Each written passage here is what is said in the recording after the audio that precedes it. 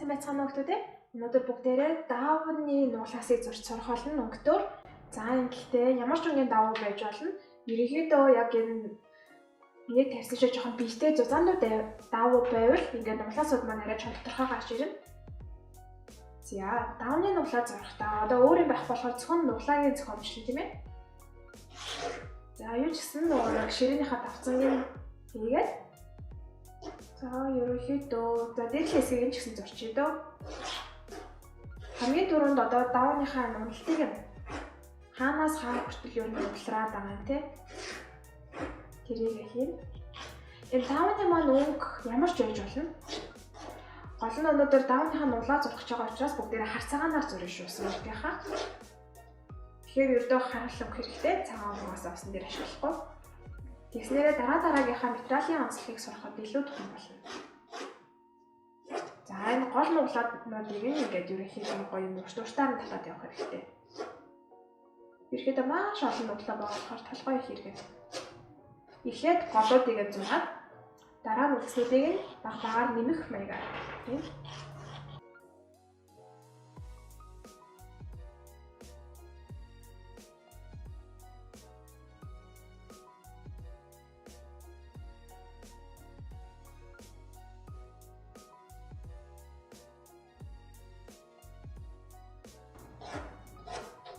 Нуглаас маань хаанаас хаашаагаа явж байгаа те даавныхаа бүтцийг сайн ойлгох хэрэгтэй. Тэгснээс бол ингээд нийтлэн ингэж явж ирсэн нөгөө тал нь болохоор ингээд алцаагаалтай тийм байхгүй. Ерөнхийдөө яг л нэг талаас нь ингэж уралдтай байгаа гэдгээ сайн анзаараа.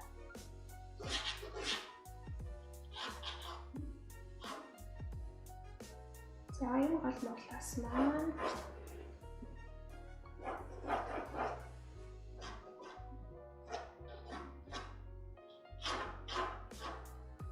ерөнхийдөө хамгийн ойр байгаагаар наадлын хэсгээ маш гоё товч тодорхой зурах хэрэгтэй.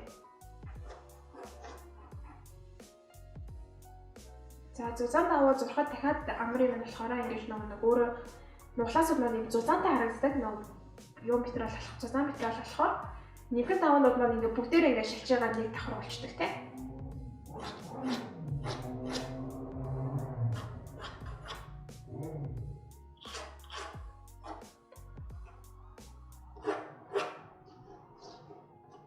Ерөнхийдөө бид нар яг өөрсдөө дадал учраас энэ дээр тэгж гоё цоомжлох нэг шаардлага байхгүй. Усан модод заавал харцаагаар зурж байгаа нөгөөндөө битгий хуртаасаа гэж бодоод ерөнхийдөө ингээд өнгөө хөгөөд явах юм бол ингээд шаар ногоо зэрэг нь ингээд борцын хөвгтөө өнгө гэж явна шүү дээ. Тэгжэл ерөнхийдөө энийг харцаагаа болохгүй бол ерөөсөө гэрэл сүдэр гэж хоёрхан хэсэг байгаа. Тэрийг л гомдож явах хэрэгтэй. За үлдээ хүртэл ашиглаагүй усан модынхаа хар өнгийг хараад ирцгээе. Хэрвээ хүсэх юм бол одоо арай чухал тийм хөвч юм уу ягаан удаан дуртай өнгөөрөө бас хийж болно. За багш энийг ингээд калитерныхаа энд тавьж агаад зурнаа.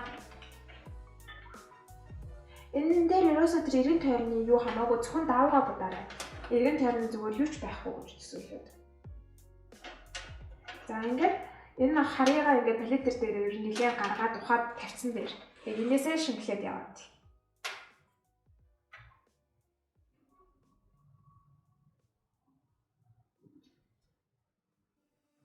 Тэгээд ерөнхийдөө бас зүгээр өөр палетраа угаах зорилгоор жишээ нь юм гоё өөрсдөө дасгал хийцгээж байгаарай. За хэдүүлээ. Одоо энэ зурааснуудаа яг хялбар болгохын тулд хамгийн тод харагдаж байгаа зурааснуудаа хамгийн түрүүнд хийцгээе. Дэшег нэрийн хамгийн.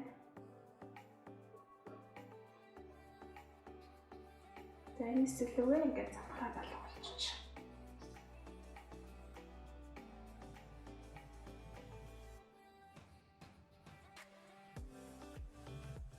Энэ хэсэг бараан байснаа.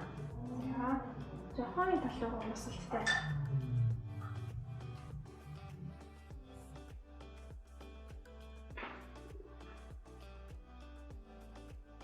За дараагийн бүхэнд зураас. Ерөнхийдөө ингээл гоё нүдээ анилгол харангууд хамгийн тод дээр нүдээ анилгах гэж харагдаж байгаа зураасууд маа тэрийгээ л хамгийн түрүүнд тэмдэглээд өгөх хэрэгтэй.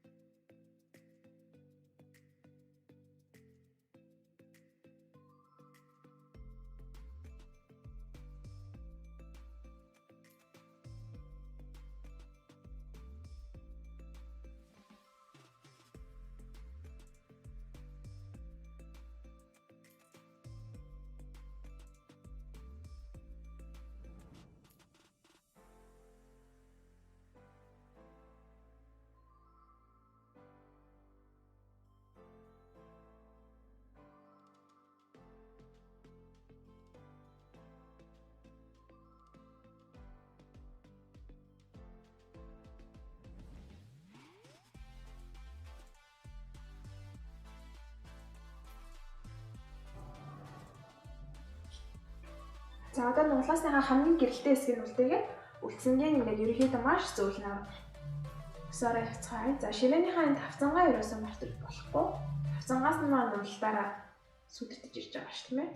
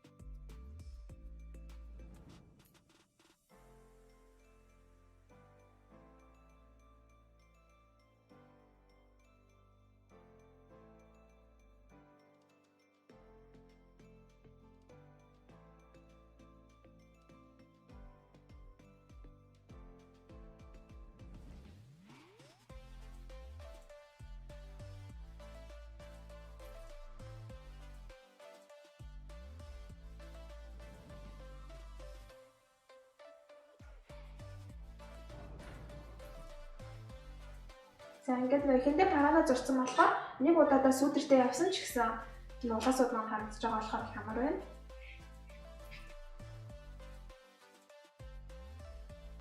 За ерөнхийдөө гэрэл маань дээрээсээ байгаа учраас энэ тавцан маань нэлээд цайвар. За энэ нуглаас маань бас бүгд цайвар байх юм бол тавцантайгаа барьцуулаад орон зайн хувьд жоо алдаатай болж харагдана. Тиймээс энэ хэсгээ бац зэрэг бараан болоход яг зөвхөн дээр байгаа хэсгүүд нь гэрэл юм л дээ.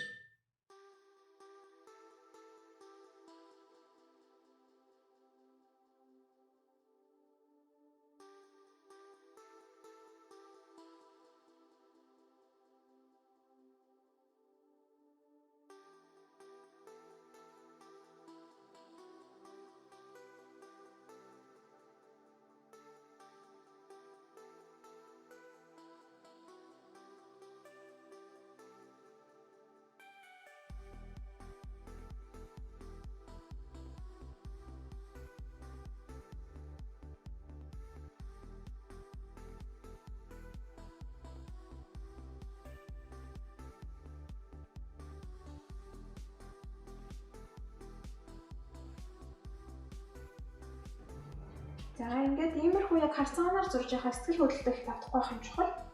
Хэрэг байгаа бараан хичнээн бараанч гэлээ энийг бол гүйцэхгүй шүү тийм ээ. Тэрийгээ бас ингэж байн гой хооронд хайцуулаад аль зургаас маань бараан байвал миний зурж байгаа даав маань бодтой болох уу? Тэг болгоно анзаарч яваарай.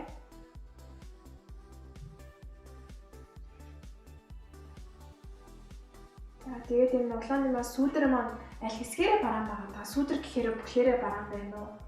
Зөвхөн энэ нугларж байгаа хэсгээрээ бараан байна уу тий? Тэгээд даавар маань нэг хитрхи олон зураас ихээр ингээд даавар маань олон битүүч болчиход идэг. Тэрийгээ сайн анзаараад нэг бүхэл шүү гэдгээ дор нь дахин янзлж зурхгүй бол нэг мэтгэд бас нэг арзац юм болсон байх бай.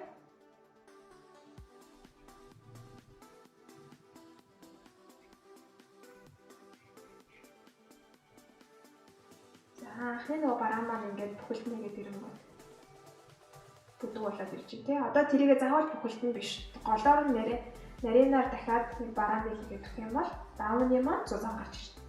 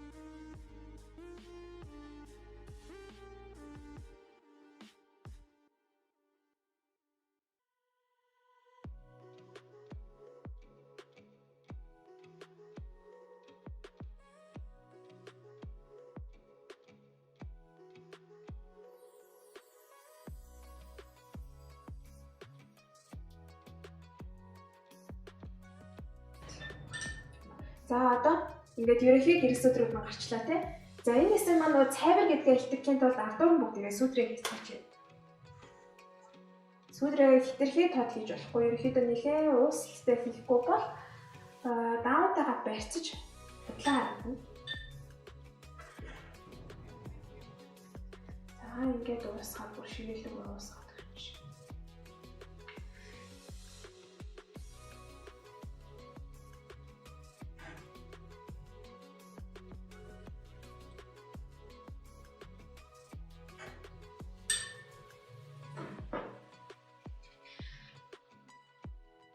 За наадлын ширээний эрмэгээ бас ингээд энэгээр нь бараан болгож иж ерөнхий юугаа их зүг харагдуулсан давууныхаа нуглаасыг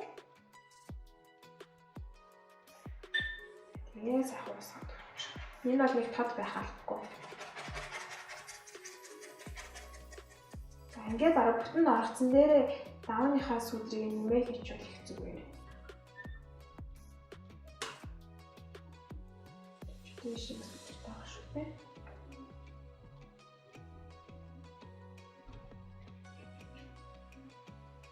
Тэмээгээд одоо ингээд үзүүн харагдаж эхэлж байна.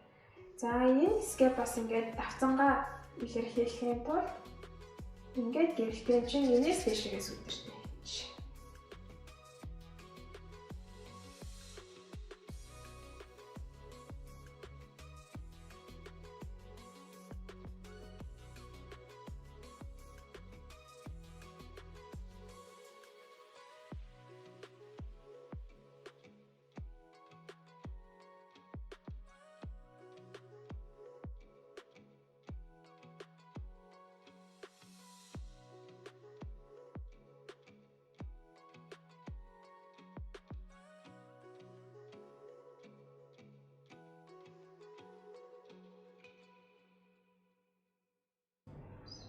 За одоо ингээд багаар гүн байгаа хэсгүүд одоо бүхэлдэн зурхгүй ингээд жоохон тодруулаад авбал ингээд цаашаа гүн харагдаж байгааз тэр хэсгүүдээр л одоо нэмж тодруулъя.